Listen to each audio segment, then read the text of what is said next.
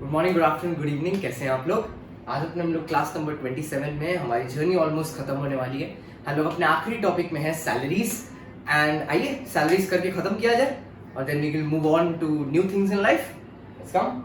तो सैलरी के बारे में आपको मैं पहले कुछ बातें बता दूं। सैलरी सिर्फ तभी टैक्सेबल होगा if there is an employer employ relationship. मतलब मेरे और मेरे पर उस इंसान में जो मेरे को काम दे रहा है, there should be an employer employ relationship. Okay. Salary taxable होगा हमेशा ड्यू बेसिस पे या रिसीव बेसिस पे, विच एवर इज अर्लियर। अगर मेरे को एक महीना की या एक साल की सैलरी नहीं मिली है, फिर भी एज एन एम्प्लॉय मेरे को उस पर टैक्स देना पड़ेगा, भले वो सैलरी मेरे को एक्चुअल में रिसीव हुई हो या ना। क्योंकि वो क्या बोलता है, ड्यू और receive which ever is earlier. जैसे अभी कोविड के टाइम में बहुत लोगों को सैलरी नहीं मिला 3-4 महीने का लास्ट में, तो इसका ये मतलब थोड़ी ना कि उस साल वो उस पर टैक्स ही नहीं देंगे। 30 नवंबर को जो रिटर्न फाइल करेंगे उसमें टैक्स तो पूरे साल की सैलरी पे देना पड़ेगा, भले ही मिली हो या ना मिली हो। नेक्स्ट आता है दो वर्ड के बीच में काफी कंफ्यूजन होता है, contract of service and contract for service. एक बात ध्यान दीजिएगा, जब मैं बोल रहा हूं कॉन्ट्रैक्ट ऑफ सर्विस, इसका मतलब वो सैलरी के लिए है, और जब कॉन्ट्रैक्ट फॉर सर्विस बोल रहा हूं वो है पीजीबीपी। एक एग्जांपल से देखते हैं। मान लीजिए मैंने अपना सीए इंटरमीडिएट क्लियर किया और अब मेरे को आर्टिकलशिप करनी है, तो मैं अपने प्रिंसिपल को, मैंने एक फॉर्म ढूंढा, प्रिंसिपल के पास गया, उससे फॉर्म नंबर 102 साइन कराया, 102। तो जैसे ही मैंने उससे फॉर्म नंबर 102 साइन करवाया अपने प्रिंसिपल से, मैं उनके साथ एक सर्विस कॉन्ट्रैक्ट में एंटर किया हूं। So that is a contract of service. He is my principal, or whether I say she is my employer, he or she is my employer and I am the employee. So that is salary. लेकिन अब मान लो मेरा खुद का एक CA form है और मेरे पास 3-4 लोग आए, बोला कि मेरा टैक्स ऑडिट कर दीजिए, मेरा स्टैट्यूटरी ऑडिट कर दीजिए, मेरा ये सब काम कर दीजिए। तो वहां पे मैंने जो कॉन्ट्रैक्ट उनके साथ किया उनका काम करने के लिए, ये तो मेरा बिजनेस कॉन्ट्रैक्ट है, क्योंकि मेरा बिजनेस ही है ऑडिट करने का, तो then it becomes a contract for service बच्चा। ठीक है। अच्छा, अगर आपने सैलरी छोड़ दी है, अगर आपने किसी मंथ की सैलरी फॉरगो कर दी है, तभी भी वो इनकम टैक्सेबल होगा आपके लिए, इररिस्पेक्टिव ऑफ द फैक्ट कि आपने सैलरी भले ही छोड़ क्यों ना दी हो। ठीक है। तो अगर आपने सैलरी छोड़ दी, ऐसे सर सैलरी कौन छोड़ता है? जैसे मान लो हर एक में होता है कि जब आप एक कंपनी से दूसरी कंपनी, अगर आप जॉब छोड़ना चाहते हो तो आपको एक नोटिस पीरियड फुलफिल करना पड़ता है। अगर से आप वो नोटिस पीरियड नहीं फुलफिल करते तो आपका जो लास्ट मंथ का सैलरी ड्यू है वो एम्प्लॉयर आपको नहीं देता। तो आपने बोल दिया सर मेरे को नोटिस पीरियड नहीं फुलफिल करना, आप लास्ट मंथ का सैलरी रख लो, फिर भी वो लास्ट मंथ का सैलरी अक्रू बेसिस पे आपकी टोटल इनकम में ऐड होगा और उस पर टैक्स कटेगा। लास्ट में क्या बोलता है, any amount which is received on employment, या आपको एम्प्लॉयमेंट के समय कोई अमाउंट मिला है जिसको ज्वाइनिंग बोनस बोलते हैं, या एम्प्लॉयमेंट छोड़ने की वजह से कोई अमाउंट मिला है, जैसे रिट्रेंशन, कंपेंसेशन या ऐसा कुछ बोलते हैं। जैसे आप कंपनी छोड़ के जाते हो तो आपको रिटायरमेंट के लिए कुछ पैसा मिलता है, रिट्रेंचमेंट कंपेंसेशन मिलता है कि आप अपने आगे की जिंदगी अच्छे से बिता पाओ। ठीक है। यहाँ पे मैं प्रोविडेंट फंड की बात नहीं कर रहा हूँ, उसकी बात अलग है। तो इनको बुलाया जाता है profit in lieu of salary, means profit in place of salary. This basically एक वर्ड में मैं बोल सकता हूँ, these are other benefits which is given by the employer to the employee. ठीक है। नेक्स्ट। अच्छा, ये मैंने एक सैलरी का फॉर्मेट बना दिया। ठीक है। इस फॉर्मेट के बगल में नोट नंबर लिखे हुए हैं। हम लोग इस पूरे नोट में हर एक चीज के बारे में देखते हुए चलेंगे कि कौन सी चीज क्या है। जैसे सबसे पहले फॉर्मेट में है बेसिक सैलरी, देन है DA which is DNS allowance, फिर है कमीशन, फिर है बोनस, फिर advance salary, gratuity, pension, leave salary, allowances, provident fund. Allowances के हेडिंग के अंदर और भी बहुत सारी चीजें आएंगी, provident fund, voluntary retirement scheme, superannuation fund, retrenchment compensation, ये होता है समय से पहले काम छोड़ने के लिए, और लास्ट में परक्विजिट आएगा। परक्विजिट के हेडिंग के अंदर भी बहुत सारी चीजें आएंगी। ये आपकी ग्रॉस सैलरी हुई, लेकिन ग्रॉस सैलरी टैक्सेबल नहीं होती है, नेट सैलरी टैक्सेबल होती है। ये 3 तरह के आपको डिडक्शन मिलेंगे। प्रोफेशनल टैक्स का N15 में, नोट 15 में पढ़ेंगे हम लोग, एंटरटेनमेंट अलाउंस का नोट 16 में पढ़ेंगे, और स्टैंडर्ड डिडक्शन ये सबके लिए होता है, 50,000 तक सैलरी एग्जेम्प्ट होता है, ये भी आपको मिलेगा नोट नंबर 17। आइए हम एक एक नोट को करते हुए आगे बढ़ेंगे। सबसे पहले इट इज बेसिक सैलरी का नोट। वो सिंपल बोलता है it is fully taxable. Basic salary is your basic पे। जैसे आपको बोलता है कि 20,000 रुपए आपको पर मंथ मिलेगा, इंसेंटिव अलग, तो 20,000 रुपए per month is 20,000 into 12, 2,40,000 is taxable पूरा का पूरा। ठीक है। नेक्स्ट बोला DA, DA is dearness allowance. DA क्या होता है? Dearness allowance. कोई आदमी आपके लिए बहुत ज्यादा डियर है, बहुत ज्यादा प्यारा है, उसके लिए अलाउंस नहीं, ऐसा नहीं है। सोचिए आप एक स्टेट में एक स्टेट में रहते हो, आपको किसी दूसरे स्टेट में शिफ्ट किया जा रहा है जॉब पर्पस के लिए, तो आपका जो कॉस्ट ऑफ लिविंग है, ठीक है, वो बढ़ जाएगा, क्योंकि आप एक जगह से दूसरी जगह जा रहे हो। लाइक फॉर एग्जाम्पल, अगर कोलकाता से मेरा जॉब लगता है बैंगलोर, तो मेरा कॉस्ट ऑफ लिविंग ऑटोमेटिकली बढ़ जाएगा, ट्रैवलिंग का कॉस्ट बढ़ जाएगा, फूडिंग लॉजिंग का कॉस्ट बढ़ जाएगा, रेंटल बढ़ जाएगा, क्योंकि दोनों स्टेट के स्टेट ऑफ लिविंग में, मतलब लेवल ऑफ लिविंग में बहुत फर्क है, तो ऑटोमेटिकली सारी चीजें इंक्रीज हो जाएंगी मेरे लिए। तो इसको बेयर करने के लिए मेरे को डियरनेस अलाउंस दिया जाता है। इसके बाद जो चीजें लिखी है ना, if not in terms not taken in retirement benefit, इसको थोड़ा देर के लिए छोड़ दो, मैं समझाऊंगा कि dearness allowance in terms and not in terms का मतलब क्या होता है, मैं समझाऊंगा बाद में। अभी आप सिर्फ डियरनेस अलाउंस का मतलब समझ लो क्या। अच्छा, कमीशन क्या है? कमीशन भी फुल्ली टैक्सेबल है, ठीक है। अब नीचे एक चीज लिखी हुई है, for retirement purpose we will take commission only when it is a percentage of turnover. उसको छोड़ दो, उसको भी छोड़ दो, सिर्फ ये याद रखो commission is fully taxable. Commission कैसे दिया जा सकता है पेपर में? बहुत तरीके से। सीधे कमीशन का अमाउंट दे देगा 21,000, टैक्सेबल है। एक टर्नओवर बता देगा और बोलेगा टर्नओवर का 2% इज कमीशन, तो भी टैक्सेबल है, ठीक है। अच्छा, नोट नंबर 4 बोल रहा है टैक्सेबल ऑन रिसीव बेसिस। हम लोग एक काम करते हैं, ये वाला पीडीएफ जो है ना, एक और खोल लेते हैं सैलरी का एक और टैब में। इससे हम लोगों को हेल्प क्या हो जाएगी कि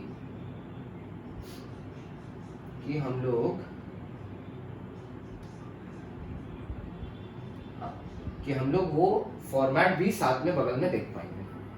और गलत चीज खुल गया। हाँ, तो इससे क्या होगा, साइड बाय साइड हम लोग फॉर्मेट भी देख पाएंगे, कंपेयर कर पाएंगे। जैसे नोट 4 बोला इसने, तो नोट 4 क्या था? बोनस। तो bonus is taxable on receive basis, जब बोनस मिलेगा तब। जैसे salary is taxable on due basis, लेकिन bonus is not taxable on due basis. Bonus जब मिलेगा, क्योंकि उसकी कोई गारंटी नहीं है ना मिलेगा, तो जब मिलेगा तभी टैक्सेबल। Next, advance salary. अच्छा, एडवांस सैलरी के साथ साथ एक और वर्ड आता है एरियर्स ऑफ सैलरी। तो पहले मैं एडवांस सैलरी समझा देता हूं। एडवांस सैलरी का मतलब क्या है कि मैंने अपनी सैलरी ना एडवांस में ले ली है, 4-6 महीना की सैलरी मैंने एडवांस में ले ली है। तो मैंने ऊपर पढ़ा salary is taxable on due या रिसीप्ट बेसिस, तो रिसीप्ट अगर पहले हो जाएगा तो सैलरी पहले टैक्सेबल हो जाएगा। लेकिन अगर आपने सैलरी के अगेंस्ट में लोन लिया है, अगर आपने सैलरी के अगेंस्ट में लोन लिया है, तभी टैक्सेबल होगी सैलरी जब वो ड्यू पड़ती है, ठीक है। क्योंकि वो एडवांस सैलरी नहीं है, it is loan against advance salary. वो होता क्या है कि आप अपनी सैलरी का लोन ले लेते हो सैलरी के अगेंस्ट में, तो जब आपकी सैलरी ड्यू पड़ती है, एम्प्लॉयर काट के आपको पैसा देता है, ठीक है। जो लोन का पैसा है उसको काट के आपको पैसा देता है, तो तब तो ये तभी मिला ना, उसी टाइम जाके मिला। तो उस केस में अगर एडवांस सैलरी है तो रिसीव बेसिस पे टैक्सेबल, अगर लोन अगेंस्ट एडवांस सैलरी है तो जब मिलेगा तब taxable. If advance against salary then it is treated as loan, ठीक है। जब सैलरी ही एडवांस में ले लिया तो एडवांस सैलरी रिसीव बेसिस पे टैक्सेबल। जब सैलरी की कसम खा के पैसा उधार पे ले लिया then it is loan against salary, ठीक है। अच्छा, एरियर्स ऑफ सैलरी क्या होता है?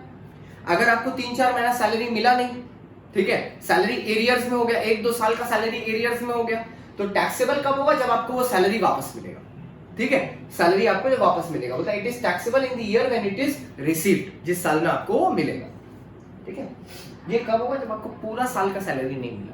1-2 महीना का सैलरी अगर एरियर्स में होता है तो वो ड्यू में, ठीक है, या रिसीव बेसिस पे टैक्सेबल हो जाता है। लेकिन ये कौन सी एरियर की बात कर रहा है कि आपका साल भर का सैलरी बाकी है, साल भर सैलरी आपको मिला ही नहीं, तो ये तब टैक्सेबल होगा जब आपको वो सैलरी वापस मिल जाता है, रिसीव बेसिस पे टैक्सेबल होगा। अच्छा, अब मैं नोट नंबर 6 पे आए, ग्रेचुइटी, ठीक है। अब यहाँ पे मैं आपको समझाऊंगा कि वहां पे वो सब जो लिखा हुआ था कि DA might form a part और ये सब का मतलब क्या है। ग्रेचुइटी होता क्या? इट्स अ रिटायरमेंट बेनिफिट, ठीक है, कि जब आपका रिटायरमेंट हो रहा होगा तो आप अपना ग्रेचुइटी क्लेम कर सकते हैं, ठीक है। आप एम्प्लॉयमेंट के दौरान भी क्लेम कर सकते हैं, पर उसमें फिर कुछ चीजें डिफरेंट हो जाएंगी। जैसे देखिए, gratuity receive during employment will be fully taxable for all types of employ. All types of employ मतलब we will create a distinction between government employ and non government employ, ठीक है। तो if the salary is received during the course of employment it is taxable for all types of employ, ठीक है, चाहे government हो या non government. अगर retirement पे रिसीव किया तो एक सेक्शन आ जाता है 10(10), ठीक है, और सेक्शन 10 मतलब एग्जेम्पशन, ठीक है। तो 10(10) एक सेक्शन आ जाता है, यहाँ पे ये दो चीजों को कवर करता है, government employ and other employ. Other employ मतलब नॉन गवर्नमेंट एम्प्लॉय, ठीक है। तो बोलता है गवर्नमेंट एम्प्लॉय के लिए एग्जेम्प्ट है, नॉन गवर्नमेंट एम्प्लॉय के लिए दो चीजें, covered by POGA, not covered by POGA. Sir what is POGA? Payment of gratuity act. पहले ओल्ड सिलेबस के जो आईपीसीसी के बच्चे होते थे उनको ये पढ़ना पड़ता था, पेमेंट ऑफ ग्रेचुइटी एक्ट बोल के उनका लॉ में एक एक्ट हुआ करता था पुराने आईपीसीसी में। नए आईपीसीसी में इसको हटा दिया गया, लेकिन सीएमए के बच्चे जो ये वीडियो देख रहे हैं उन्होंने अभी भी पेमेंट ऑफ ग्रेचुइटी एक्ट पढ़ रखा होगा, ठीक है। और बीकॉम के सिलेबस में भी ये कभी भी नहीं था और अभी भी नहीं है। तो ये पेमेंट ऑफ ग्रेचुइटी एक्ट क्या है? ये रूल्स बताता है फॉर पेमेंट, कि ग्रेचुइटी कितना पेमेंट होगा, कितना एग्जेम्प्ट होगा, ये सारी बातें बताता है। तो अगर आप covered by payment of gratuity act हो तो कुछ बेनिफिट है, नॉट कवर्ड हो तो दूसरा बेनिफिट है। जैसे आप समझना ये बात क्या हो रही है, कवर्ड वाली मैं पहले समझा। आप पेमेंट बाय ग्रेचुइटी एक्ट में कवर्ड हो और आपको ग्रेचुइटी मिला है, कितना मिला है सर? कुछ भी एक अमाउंट सोच लो दिमाग में, मान लो आपको 20 लाख रुपए ग्रेचुइटी मिला है, तो पूरा 20 लाख रुपया टैक्सेबल नहीं हो सकता क्योंकि आपने रिटायरमेंट के बाद लिया, ठीक है। अगर पूरा ही 20 लाख टैक्सेबल होना होता तो तुम जाके नहीं बोलता सर रिटायरमेंट के बाद लेंगे तो भी 20 लाख पे टैक्स देना, एम्प्लॉयमेंट के दौरान लेंगे तो भी 20 लाख पे टैक्स देना, तो फिर मैं अभी ले लूं पैसा, सीधी बात। इसीलिए जब आप एम्प्लॉयमेंट के बाद इसको लोगे रिटायरमेंट पे तो गवर्नमेंट ने आपको कुछ बेनिफिट दिया होगा। बेनिफिट क्या है? आपका जो ग्रेचुइटी का अमाउंट है वो थोड़ा सा एग्जेम्प्ट हो जाएगा। सर थोड़ा सा? सर हाँ थोड़ा सा एग्जेम्प्ट होगा, पर कितना थोड़ा? ठीक है, बोलता क्या है थोड़ा मतलब 15/26। आप इन तीन लिमिट को कैलकुलेट करोगे क्या? 15/26 इंटू सैलरी पर मंथ। मैंने यहाँ पे एक स्टार लगाया है क्योंकि नीचे हम लोग सैलरी को डिफाइन करेंगे। हर एक रिटायरमेंट बेनिफिट में हर एक जगह जहां सैलरी लिखा हुआ है वहां पे सैलरी का एक कॉमन मीनिंग होता है, basic plus DA plus percentage commission. मतलब अगर एग्जाम में आपको कमीशन इन नंबर दिया हुआ है, परसेंटेज ऑफ टर्नओवर नहीं दिया हुआ है, तो आपके लिए सैलरी का डेफिनेशन होगा basic plus DA, that's it. पर अगर परसेंटेज टर्नओवर दिया है तो basic plus DA plus percentage commission on turnover होगा। मतलब फिर डीए की केस में कभी कभी लिखेगा DA will form a part of retirement benefit, तो वहां पे डेफिनेशन होगा basic plus DA plus percentage commission. कभी कभी दिया होगा DA will not form a part of retirement benefit, तो डेफिनेशन होगा basic plus percentage commission on turnover.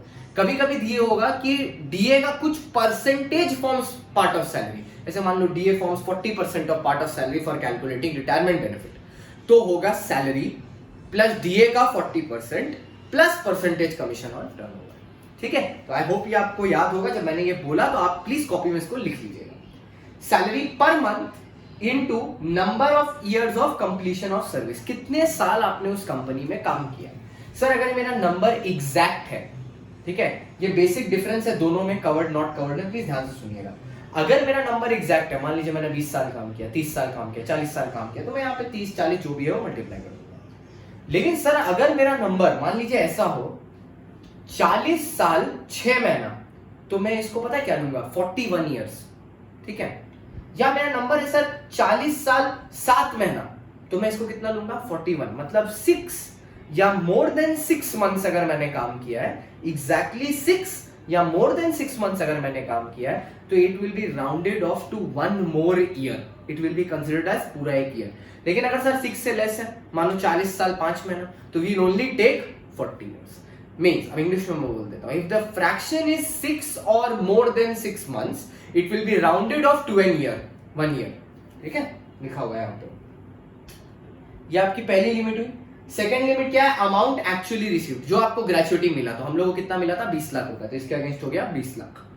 Third में क्या है, मैक्स 20 लाख। यहां पे ग्रेचुइटी में ये अमेंडेड है, जब हम लोग पढ़ते थे तब 10 लाख था, कि मैक्सिमम ग्रेचुइटी आपको कितना अलाउड हो सकता है, 20 लाख। अब इन तीनों में मैं लिमिट चेक करूंगा, जो सबसे लोअर आएगा उसको मैं अलाउ कर दूंगा। अब आपके दिमाग में एक क्वेश्चन आना चाहिए जो आपने अपने टीचर को नहीं पूछा होगा, सर ये 15/26 क्यों है? संडेज को ग्रेचुइटी के कैलकुलेशन में नहीं लिया जाता because that is not a working day, so we are excluding 4 Sundays पूरा, तो दैट इज 26, ठीक है।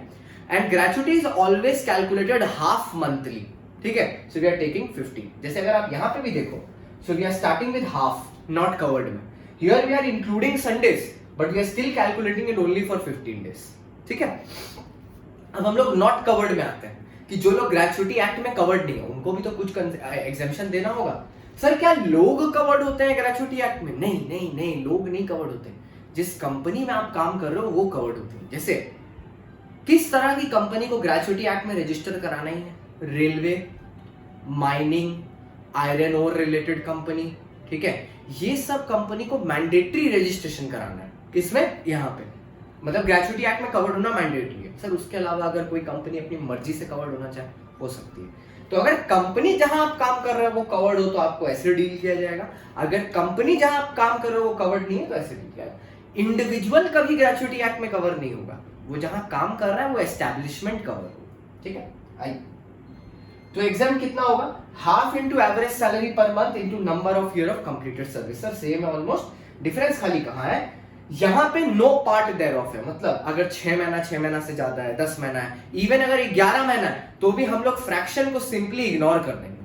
मींस यहां पे क्या हो रहा होगा, 40 years 6 months will remain as 40 years, 40 years 7 months will remain as 40 years, 40 years 11 months will also remain as 40 years, even 40 years 1 month will remain as 40 years, okay? Fraction is simply ignored, वहां पे 6 या 6 से ज्यादा होने से we round it off to 1 year. Next, actual amount received यहां भी same है, यहां भी सेम है, और मैक्स 20 लाख, बाकी दोनों लिमिट सेम है।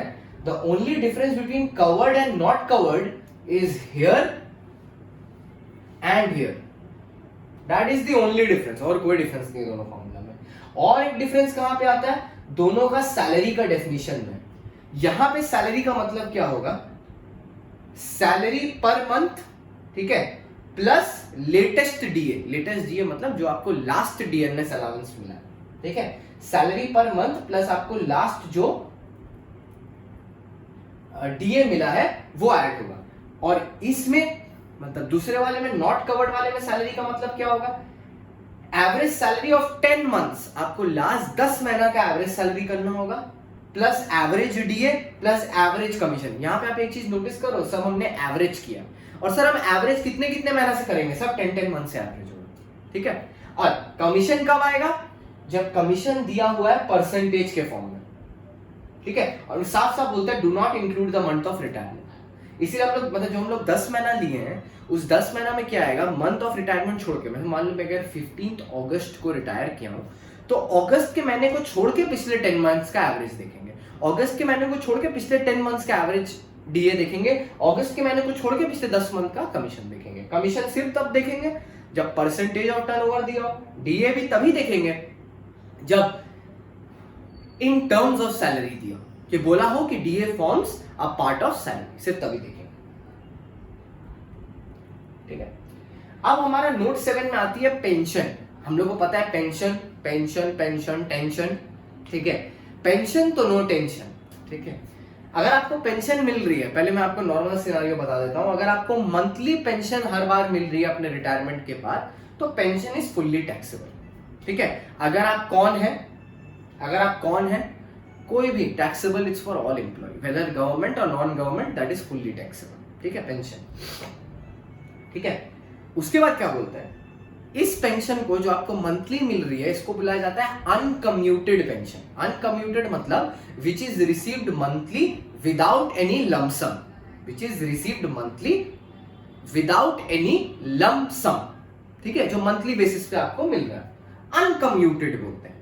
तो सर कम्यूटेड क्या होगा? जो आपको लंप सम मिल रहा है। कम्यूटेड वो है जो लंप सम मिल रहा है। पता है, मैं आपको एक और बात बता देता हूं, ये इनकम फ्रॉम अदर सोर्सेज में कवर होनी चाहिए बात, ठीक है, यहां पे भी बता देते हैं क्या फर्क पड़ता है। अगर आपके मरने के बाद भी पेंशन मिल रहा है ना फैमिली को, तब उसको फैमिली पेंशन बुलाया जाता है, तब उसको फैमिली पेंशन बुलाया जाता है।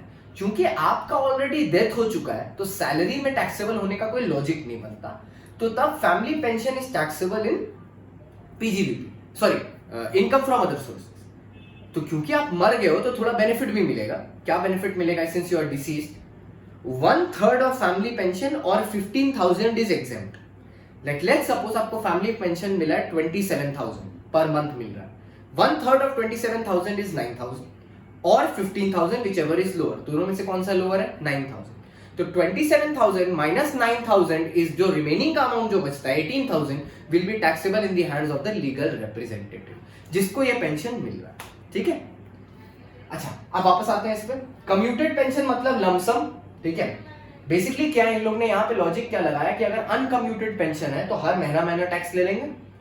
अगर कम्यूटेड पेंशन है लमसम, जो आदमी क्यों लिया होगा? जरूर उसकी कुछ मजबूरी होगी। एक आदमी अपने लाइफ तक जो पैसा मिलने वाला होता है उसको आज क्यों निकलवाता है? क्योंकि कोई मजबूरी होगी। जैसे मान लो बूढ़े माँ बाप हैं, ठीक है, लड़की का शादी कराना है या लड़के का शादी कराना है, पैसा नहीं है, या कोई बीमारी हो गया, इलाज कराना है, तो क्या करते हैं? अपना पूरा जो पेंशन जो आगे का है उसको आज ही कम्यूट करा लेते हैं, लमसम में ले लेते हैं। तो गवर्नमेंट बोलता है यहाँ पे पूरा टैक्स लगा देना थोड़ा निर्दयी हरकत होगी हमारी तरफ से, क्योंकि आदमी पक्का मजबूरी में ये पैसा निकाल रहा होगा। ठीक है, ऐसे भी बहुत लोगों ने करवाया होगा कोरोना के टाइम में, हाथ में पैसा नहीं है तो मजबूरी के चलते करवाया होगा। तो गवर्नमेंट बोलता है फिर यहाँ पे ना थोड़ा सा एग्जेम्पशन दे दो।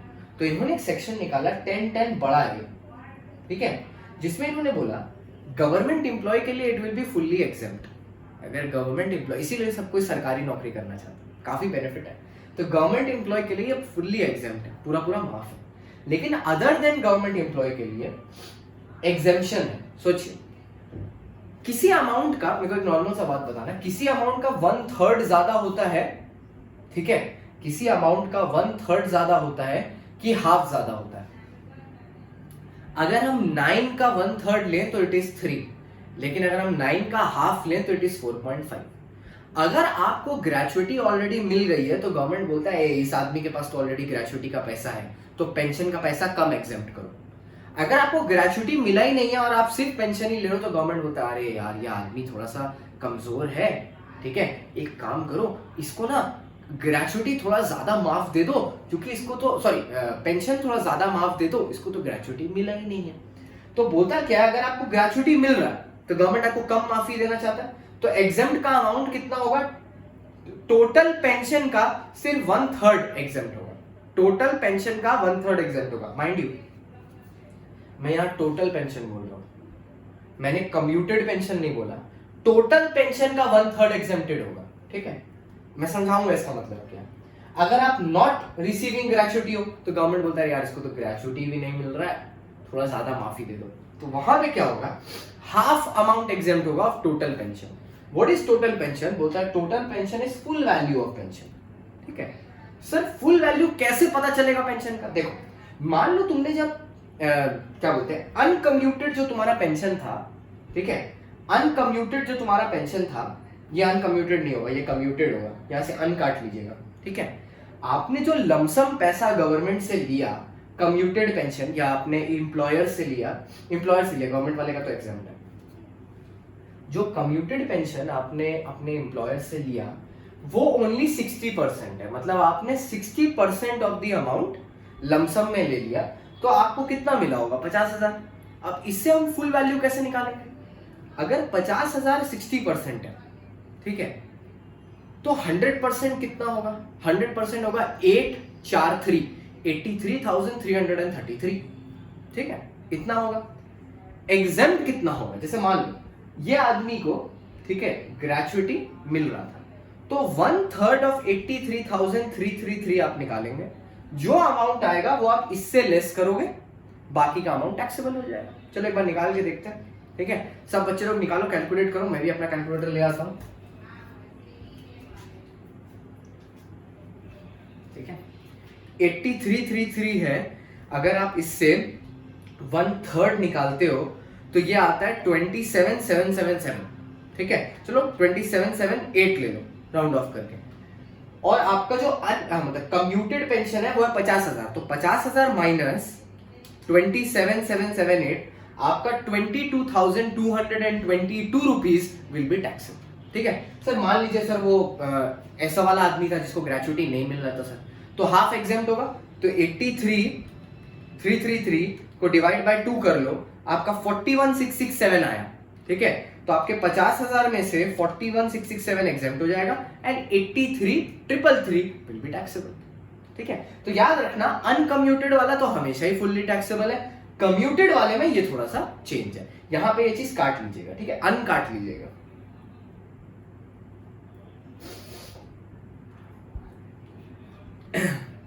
नोट नंबर 8,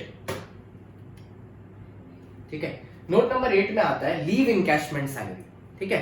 ये बेसिकली क्या होता है, आपने जैसे मान लीजिए बहुत साल कंपनी में काम किया, कंपनी आपको कुछ छुट्टियां साल की देता है सैटरडे संडे के अलावा, ऐसे कंपनी में जनरली 20 दिन का छुट्टी होता है या कभी 30 डेज का भी छुट्टी होता है, तो कंपनी आपको वो 30 दिन का छुट्टी देता है एक साल में अदर देन सैटरडे संडे। तो कुछ लोग ये छुट्टी ले लेते हैं, घर में घूम आते हैं, बाहर जाके फैमिली के साथ टाइम स्पेंड कर लेते हैं। कुछ लोग जो बैचलर होते हैं, जिनके पास कोई काम धंधा नहीं होता, वो काम करते रहते हैं, वो बाद में इस छुट्टी को एनकैश करवा सकते हैं, बाद में इस छुट्टी को एनकैश करवा सकते हैं। तो जब वो लोग इस लीव को एनकैश करवाएंगे, देखिए अगर ड्यूरिंग एम्प्लॉयमेंट करवाया, अगर ड्यूरिंग एम्प्लॉयमेंट करवाया, हर साल के बाद आप अपने लीव को एनकैश करवा ले रहे हो, तो फुल्ली टैक्सेबल है for all types of employees, even government employ fully taxable हो जाएगा। तब कुछ माफी नहीं मिलेगा। ऐसे मान लो हर साल मेरे को 30 छुट्टी मिल रहा है, हर साल के एंड में हम 30 छुट्टी के बदले जितना मेरा पैसा बनता है पर डे वर्किंग पे वो ले लेना है, तो वो हर बार मेरी सैलरी में इंक्लूड होकर टैक्सेबल होता रहेगा। दूसरा तरीका क्या है, मैंने अपनी एम्प्लॉयमेंट के दौरान लिया ही नहीं कभी भी, ठीक है, तो वो छुट्टी अक्यूमुलेट होते गए, ठीक है। अब मान लो मैंने 40-50 साल कंपनी में काम कर लिया, अब मैं कंपनी छोड़ रहा हूं और रिटायरमेंट में लीव को एनकैश करा रहा हूं, तो देखो क्या बोलता है, leave salary at the time of retirement it is exempt under 10(10)AA। अगर गवर्नमेंट एम्प्लॉय है तो एग्जेम्प्ट। अच्छा एक बात याद रखिएगा, गवर्नमेंट एम्प्लॉय के लिए सब कुछ एग्जेम्प्ट है जब वो रिटायरमेंट के बाद लिया गया, अगर रिटायरमेंट के पहले लिया गया है तो टैक्सेबल। लेकिन नॉन गवर्नमेंट को थोड़ा सा बेनिफिट दिया गया है। क्या बेनिफिट दिया गया, बोल रहा है लीव क्रेडिट, मतलब जितनी लीव्स आपके पास बची है, इनकम टैक्स की नजर में 30 leaves in an year is the standard, 30 से ज्यादा नहीं हो सकता। ऐसे फॉर एग्जांपल अगर मान लीजिए आपकी कंपनी आपको 40 छुट्टी दे रही है, ठीक है, इनकम टैक्स में उस 40 को 30 देखा जाता है, ठीक है, मतलब गवर्नमेंट यहां पे मल्टीप्लाई सिर्फ 30 करेगा, 30 के हिसाब से, मंथली के हिसाब से। मतलब मान लो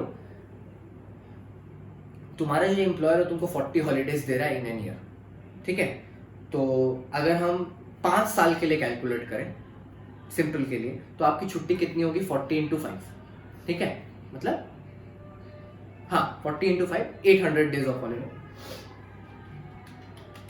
ठीक है, सॉरी 200 डेज, 800 बोल दिया, 200 डेज ऑफ हॉलीडे।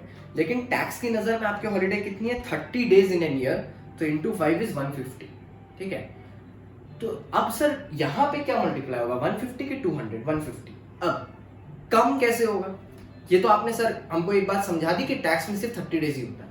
मान लो वहां पे मैंने 5 दिन छुट्टी ले लिया था, तो सर यहां से 5 दिन प्रपोर्शनेट करके माइनस करेंगे कि 5 ही दिन, -5 ही दिन होगा। मतलब जो छुट्टी लिया है अगर वहां से 1 माइनस हो रहा है तो यहां से भी 1 ही माइनस होगा, 2 हो रहा है तो 2 होगा रिस्पेक्टिवली। लेकिन अगर वो 30 से ज्यादा है तो यहां पे 30 के हिसाब से होगा, एंड माइंड यू अगर वो 30 से कम है तो कम के हिसाब से होगा। मतलब मान लो एम्प्लॉयर मेरे को सिर्फ 20 दिन छुट्टी देता है एक साल में, और 5 साल का छुट्टी 100 हो रहा है, तो यहां पे भी 100 ही आएगा। मतलब अगर ऐसे आप याद कर लो, leaves to credit in an year, actual leaves और 30 विच एवर इज लोअर, ठीक है, एक्चुअल लीव्स और 30 विच एवर इज लोअर। तो बोला leave salary into average salary per month, उसके बाद बोलता है 10 मंथ एवरेज सैलरी, ठीक है, 10 month into average salary per month, ठीक है। मतलब बेसिकली कहने का क्या है, 10 इंटू एवरेज सैलरी करना है, 10 मंथ्स मल्टीप्लाई करना है into average salary per month, ठीक है, 10 नंबर को मल्टीप्लाई करना है, वो मैं बोल रहा हूं। उसके बाद एक्चुअल अमाउंट रिसीव जो आपको मिल रहा है लीव एनकैशमेंट में, और max 3 lakh which ever is lower. In 4 limit में से जो सबसे कम होगा उतना आपको माफ हो जाएगा। जैसे मान लो 4 लिमिट में करके सबसे कम आया 3 लाख, आपको लीव मिला था 10 लाख का, तो 7 लाख रुपए टैक्स है। फिर बोलता है average of 10 months, last 10 months का एवरेज सैलरी हम लोग देखेंगे, जो ऊपर लिखा हुआ है ना बार बार एवरेज सैलरी, कितने मंथ्स का देखेंगे, 10 मंथ्स का। एवरेज सैलरी कैसे निकलेगा, average basic salary of 10 months, कभी कभार क्या होता है ना बेसिक भी चेंज होता है, तो एवरेज ले सकते हैं। एवरेज 10 मंथ्स जिस ईयर का है, जिस ईयर में रिटायरमेंट है उसको छोड़ के। Next average DA in terms of 10 months, मतलब जैसे डीए बोला है कि DA will form a part of retirement benefit, तो पूरा आ जाएगा। 60% बोला तो 60% आएगा, अगर कुछ नहीं बोला तो नहीं आएगा डीए, ठीक है। 10% पर मंथ। एक यही मैं बोल रहा था, अगर एग्जाम में कुछ ना बोला हो तो आप प्रेफर ये करिएगा कि आप डीए को मत इंक्लूड करिए, ठीक है। Next average turnover commission of 10 months, commission सिर्फ तभी आएगा when it is a percentage of turnover. ये और लीव क्रेडिट का मतलब क्या है? Leaves allowed which is max 30 in an year as per income tax less leaves taken, ठीक है। तो अपने आज के लिए इसको यहीं तक रखते हैं, नेक्स्ट डे अपने सैलरी के नेक्स्ट क्लास में इसको कंटिन्यू करेंगे। Thank you so much for watching. I hope आपको लेक्चर में मजा आया। लाइक सब्सक्राइब शेयर कर दीजिएगा और अपने दोस्तों के साथ और फ्रेंड्स के साथ भी इसको शेयर करिए, उनकी भी नॉलेज बढ़ाइए। और जीएसटी क्लासेस में एनरोल कराइए। Fresh DT batches full course with numerical practice for May 2021 के एनरोलमेंट शुरू हो जाएंगे 20th नवंबर से for classes starting from 1st of Jan, and your first class will be on 20th December. That will be the class where I'll be explaining you the syllabus and everything, ठीक है। ये और revisionary classes आपके पास हमेशा हर term के पहले revisionary classes amended वाले इसी चैनल पे अपलोड होते रहेंगे, ठीक है। और फुल सिलेबस आपको करना है DTI का, सो आप जो नंबर नीचे दिया हुआ है उस पर कॉन्टैक्ट करिए। You can get the full classes on this number and I will share you the details of the classes. Enrollment for those batches of May 2021, please share with your juniors, will start from, mind you, 20th of November 2020. 20th November 2020. Thank you so much for watching and stay connected, and we will learn more and grow more together. Bye.